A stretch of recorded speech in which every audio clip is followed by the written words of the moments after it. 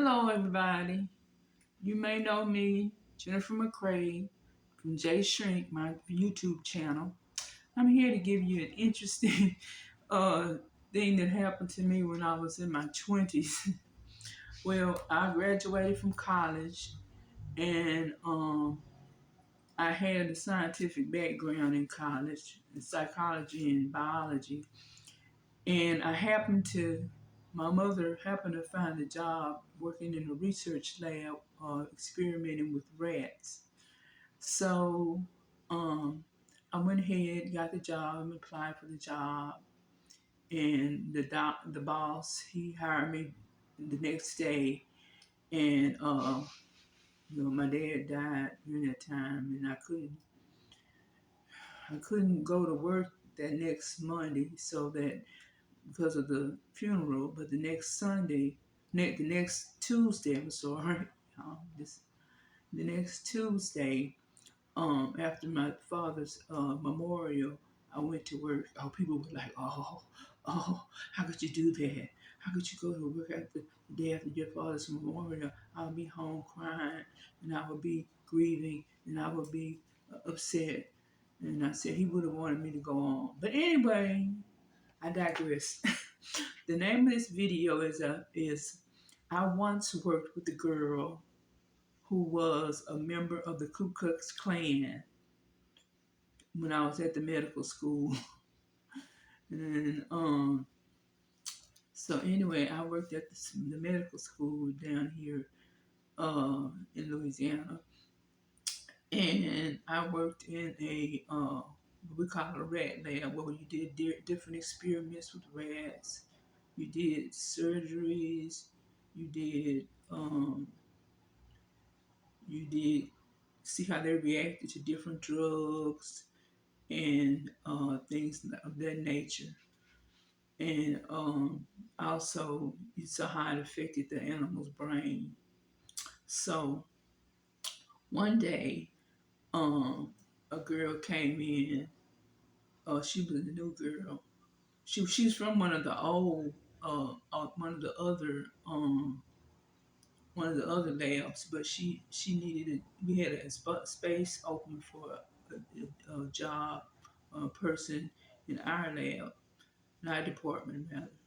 So my boss hired her, and soon I discovered a lot about her. Somebody told me that she was a Ku Klux Klan member, and to be careful, and that she had uh, one had one of the secretaries stitch up her regalia, that the hat and stuff, while she was in the other lab. So it didn't bother me because my father taught me to. He was in the army 21 years, and he taught me to respect all people and their beliefs and don't just prejudge anyone. So anyway, I'm gonna call her Debbie. Debbie.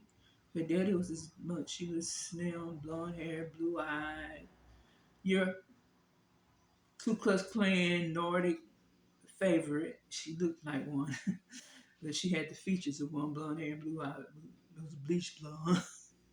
But anyway, I, being the inquisitive person that I am, my dad and I, we used to debate about different things. That's why, he taught me to have an open mind. And so I never met anybody in the Ku Klux Klan before. So I said, and she was very civilized. Okay, when she came, she didn't have an attitude. She didn't have a decorum of superiority. She just came on just like one person to another. Okay, so um, when I got to work with her, I she did her work and I did my work. We were civilized. We were very civil towards each other. And one day we were just sitting down on a break, and I asked her, I said, Debbie, I need to ask you some questions about the KKK and the white nationalism that I've always wanted to know. And you're the first person I ever met. that wasn't huffing and puffing at the mouth saying nigger, nigger, nigger. But anyway, so I asked her, I said, my most basic question was why? Why did y'all do y'all burn the cross the cross that Christ died on to forgive our sins? That's blasphemy. I don't understand how y'all do that. And she told me that it was a symbol of life for them, a symbol of life, purity, and the goodness of Christ. How Christ get in that? And I asked how. How? She couldn't she couldn't give me an answer, a straight answer, other than she knew that it was for life, purity, and the worship of Christ. And that just struck me as she doesn't know her history too well. So then I asked her another question. I asked her, they had a swastika. Some her her branch had a swastika on the on their the pail or on their arm or whatever, like the Nazis.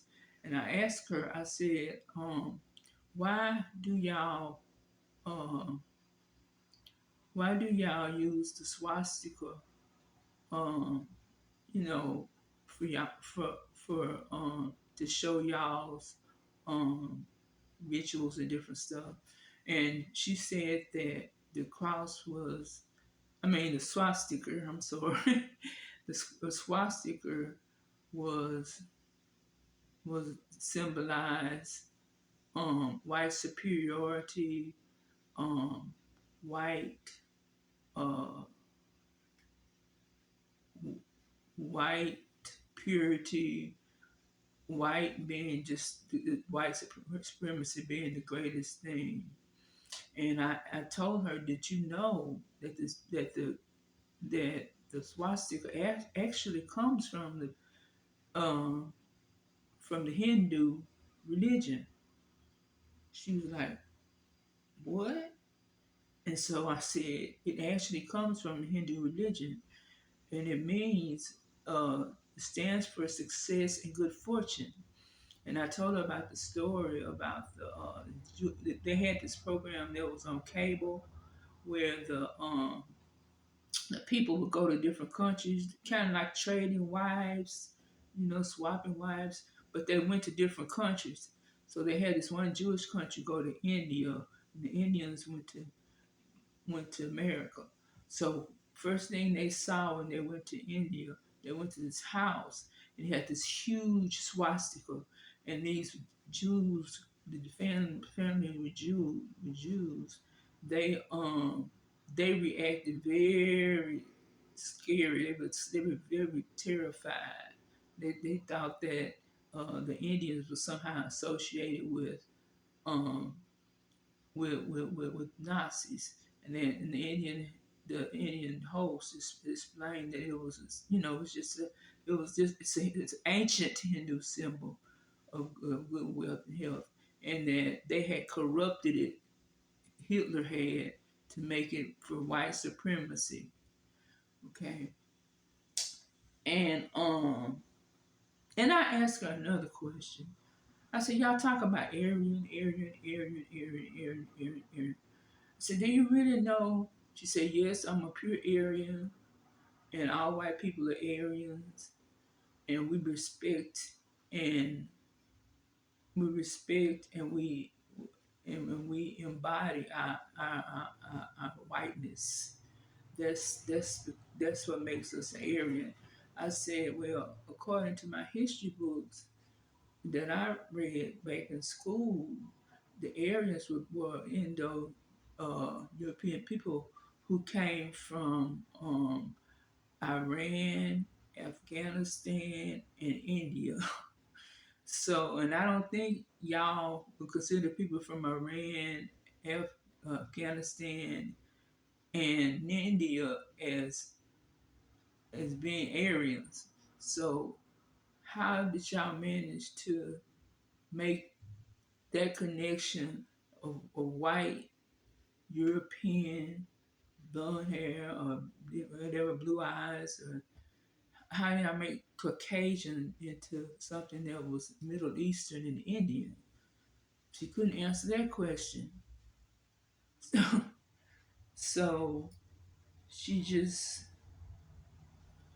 she she had been a Klan for all these years, and I'm not white supremacist, white nationalist, and didn't understand. But then she said, well, I have some things for y'all, to discuss about black people. And I said, okay. I said, what? She told me, you remember when Chris Rock had that stand up routine about um niggers and black people? She used that example. She said that I did not act like a nigger, hard R. Did not act like a nigger. I held myself high, and but there was a difference between black people and niggers.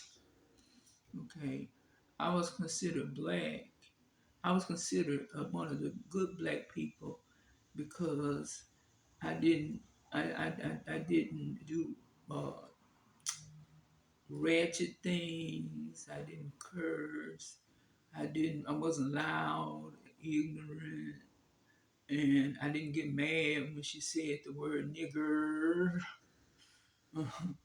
And the fact that uh, my skin was light, she inferred that they would consider me uh, better than the other black people, who had different tones, I guess, So after that, she told me that like I said, that the niggers, they were loud, they would play their music loud, they were uneducated, they didn't like to read, they were they were like animals.